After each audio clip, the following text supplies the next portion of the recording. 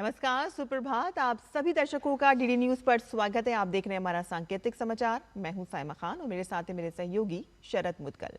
नजर डाल लेते हैं सबसे पहले हेडलाइंस पर। संसद ने अनुचित साधन रोकथाम संशोधन विधेयक 2026 पारित किया। सरकार ने कहा कि परीक्षाओं में पारदर्शिता सुनिश्चित करने के लिए प्रतिबद्ध। वंदे मातरम को राष्ट्रगान के सम्मान वैधानिक संरक्षण प्रदान करने वाला बिल भी संसद से हुआ पारित।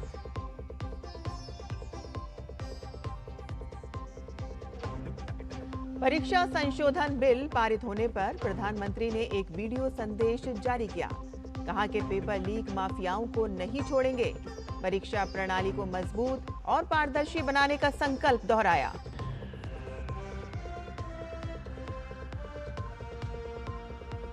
राष्ट्रपति द्रौपदी मुर्मू आज राष्ट्रपति भवन में देश के 26 ग्रास रूट इनोवेटर्स को सम्मानित करेंगी।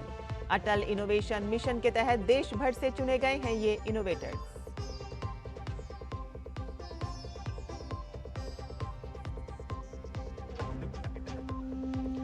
गुजरात और मध्य महाराष्ट्र में आज मूसलाधार बारिश का रेड अलर्ट। ओडिशा में बाढ़ की स्थिति गंभीर। करीब 7 लाख लोग प्रभावित। दिल्ली समेत उत्तर भारत के कई राज्यों में भी अगले 2 दिन तेज बारिश की संभावना।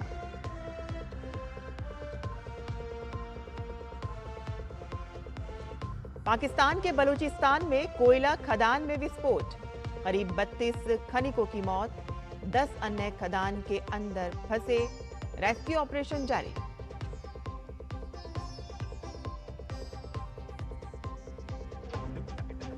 और कॉमनवेल्थ गेम्स में भारतीय खिलाड़ियों का शानदार प्रदर्शन जारी।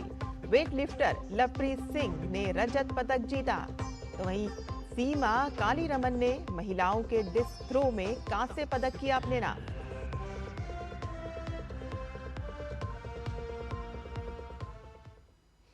और अब समाचार विस्तार से।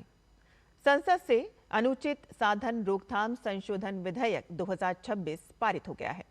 लोकसभा के बाद कल राज्यसभा ने भी कल इस विधेयक को ध्वनि मत से पारित कर दिया। राज्यसभा में इस विधेयक पर करीब 7 घंटे तक चर्चा हुई, जिसके बाद प्रधानमंत्री कार्यालय में राज्य मंत्री डॉक्टर जितेंद्र सिंह ने सरकार की ओर से चर्चा का जवाब दिया।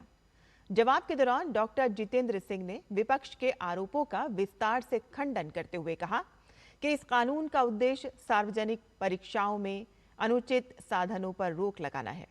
उन्होंने स्पष्ट किया है कि विधेयक का नाम प्रिवेंशन ऑफ अनफेयर मीन्स है और इसमें पेपर लीक शब्द का उल्लेख नहीं है। उन्होंने ये भी कहा है कि इतने महत्वपूर्ण विधेयक पर सरकार का जवाब दिए जाने के दौरान विपक्ष के कई सदस्य सदन में मौजूद नहीं हैं, जो बेहद दुर्भाग्यपूर्ण है। उन्होंने कहा कि विपक्ष के पास कोई मुद्दा नहीं है और इसी के चलते उन्होंने वॉकआउट किया।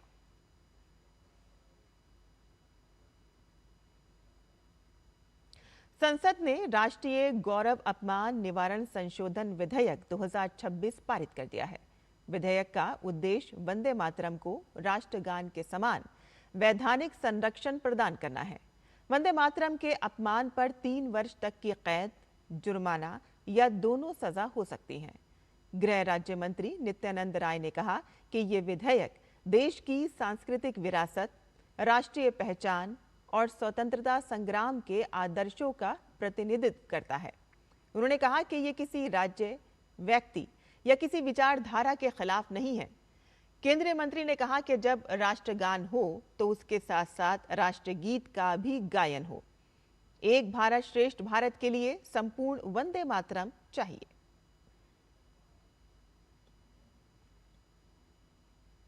संसद से परीक्षा संशोधन विधेयक पारित होने पर प्रधानमंत्री नरेंद्र मोदी ने सोशल मीडिया पर एक नया वीडियो संदेश जारी किया है और इसमें पीएम ने कहा कि संसद ने एक ऐसा बिल पास किया है कि जो हमारी परीक्षा प्रणाली को और मजबूत बनाता है। पीएम ने परीक्षा प्रणाली में सुधार और पेपर लीक के खिलाफ सरकार के कड़े रुख को दोहराते हुए कहा कि अब पेपर माफिया और पेपर लीक करने वाली गैंग को किसी भी कीमत पर बख्शा नहीं जाएगा। उन्होंने कहा कि विश्व स्तरीय परीक्षा पद्धति बनाने के लिए केंद्र और राज्य सरकारें लगातार कदम उठा रही हैं। प्रधानमंत्री ने कहा कि जैसा मैंने वादा किया था, 2 दिन संसद ने दोनों सदनों में माननीय सांसदों ने विस्तार पूर्वक इस पर चर्चा की और कठोर कानूनी प्रावधानों वाले इस बिल को पास कर दिया है। पीएम ने कहा कि इस बिल के पास होने के साथ ही विश्व स्तरीय परीक्षा पद्धति की दिशा में एक महत्वपूर्ण कार्य पूरा हुआ है। हालांकि उन्होंने स्पष्ट किया है कि काम यही नहीं रुका है, आगे भी परीक्षा प्रणाली को मजबूत बनाने के लिए निरंतर प्रयास किए जाते रहेंगे। साथ ही पीएम ने युवाओं से विकसित भारत के सपने को पूरा करने में साथ देने की अपील की।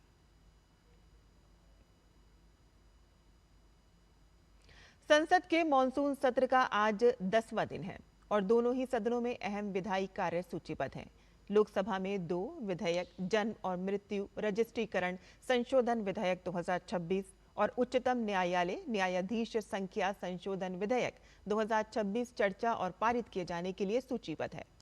जन्म और मृत्यु रजिस्ट्रेशन संशोधन विधेयक के माध्यम से जन्म और मृत्यु रजिस्ट्रीकरण अधिनियम 1969 में संशोधन किए जाने का प्रस्ताव है। तो वहीं उच्चतम न्यायालय न्यायाधीश संख्या संशोधन विधेयक 2026 के जरिए उच्चतम न्यायालय न्यायाधीश संख्या अधिनियम 1956 में संशोधन किया जाएगा। तो वहीं उच्च सदन में आज सूक्ष्म लघु और मध्यम उद्यम विकास संशोधन विधेयक 2026 विचार और पारित किए जाने के लिए सूचीबद्ध है। विधेयक के माध्यम से सूक्ष्म लघु और मध्यम उद्यम विकास अधिनियम 2006 में संशोधन किए जाएंगे। विधेयक से ईज ऑफ डूइंग बिजनेस और ऑनलाइन विवाद समाधान को बढ़ावा मिलेगा। आज शुक्रवार है और ये दिन प्राइवेट मेंबर बिजनेस के लिए सुनिश्चित रहता है और इस दौरान दोनों ही सदनों में सांसद निजी विधेयक पेश करेंगे।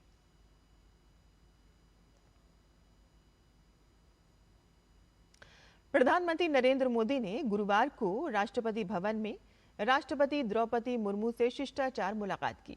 राष्ट्रपति सचिवालय ने सोशल मीडिया प्लेटफॉर्म एक्स पर दोनों नेताओं की मुलाकात की तस्वीरें साझा कर इसकी जानकारी दी।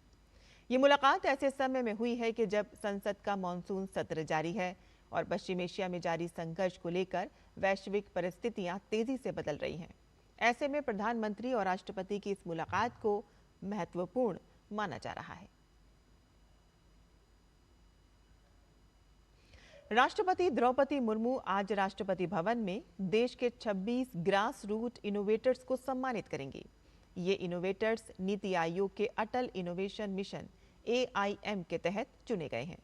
राष्ट्रपति मुर्मू इन नवाचारकर्ताओं को उनके जमीनी स्तर पर किए गए अनूठे प्रयासों के लिए सम्मानित करेंगे और इस कार्यक्रम का उद्देश्य देश में स्थानीय प्रतिभाओं और नवाचार की संस्कृति को बढ़ावा देना है।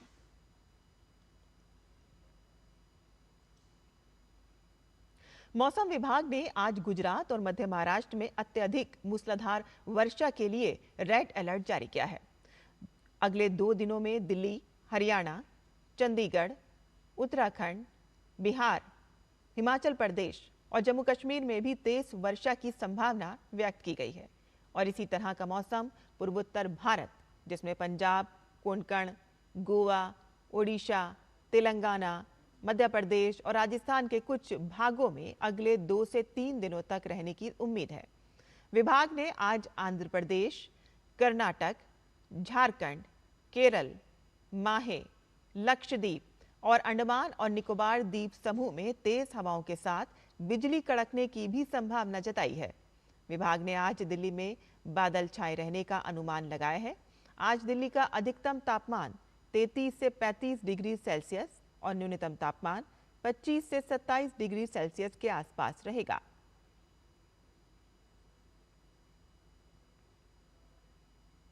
पाकिस्तान के बलूचिस्तान प्रांत में कोयला खदान में हुए विस्फोट में करीब 32 खनिकों की मौत हो गई है, जबकि 10 अन्य खदान के अंदर फंसे हुए हैं। अधिकारियों के अनुसार ये विस्फोट मीथेन गैस के इकट्ठा होने के कारण हुआ। राहत और बचाव दल ने अब तक 32 शव बरामद किए हैं और फंसे हुए खनिकों की तलाश की जा रही है।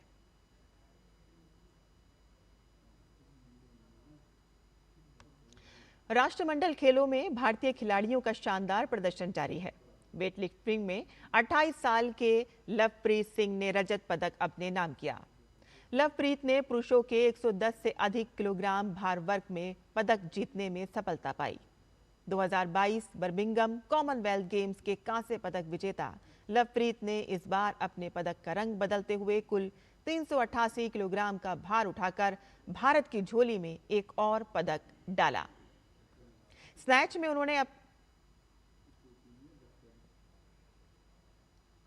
और ग्लासगो में कॉमनवेल्थ गेम्स में सीमा कालीरमन ने महिलाओं के डिस्क थ्रो में कांस्य पदक जीत लिया है और उनके इस शानदार प्रदर्शन से एथलीट्स में भारत के पदकों की संख्या 4 हो गई है।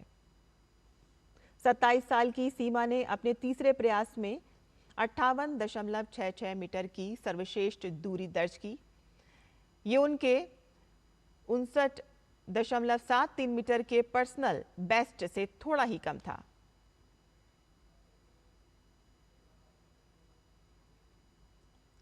और इसी के साथ ही हमारा ये सांकेतिक समाचार यहीं पर ही खत्म होता है। मुझे और मेरे सहयोगी शरद मुत्कल को अनुमति दें, लेकिन आप देखते रहिए डीडी न्यूज़। नमस्कार।